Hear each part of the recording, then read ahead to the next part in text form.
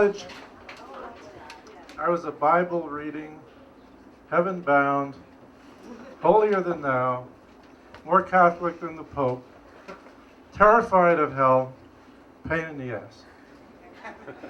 Are you now? First semester English class, I met this girl, we became an item.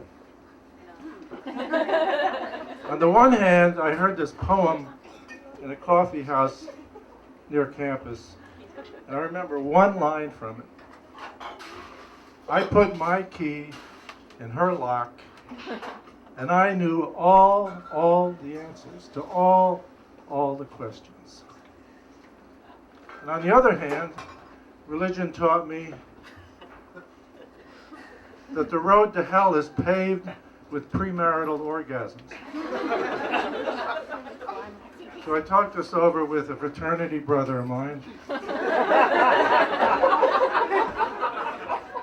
And he thought we were, a going couple. Let's call this girl Beatrice, nice classical name.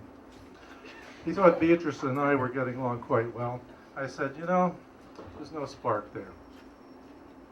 He said, well, you're not going to get a spark unless you plug in. So I left the fraternity house and went to live in a dorm because I didn't agree with their sexual philosophy.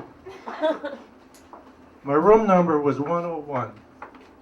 That meant I was on the first floor, right off the lobby of the dormitory. And my roommate was a local boy, so he went home most weekends. Now I could have snuck Beatrice into my room real easily.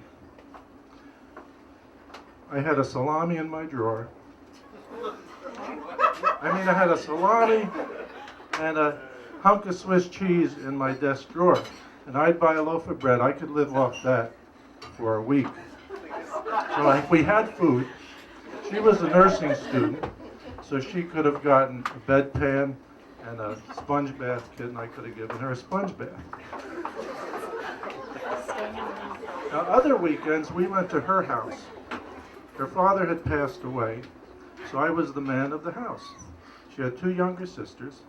The youngest sister said to me, said to Beatrice, if you do not want Louis, I want him.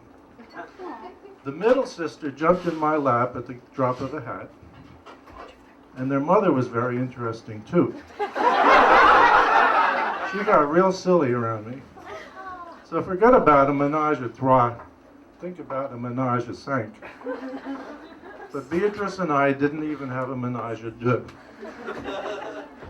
So I went to the priest and I talked to him about the situation.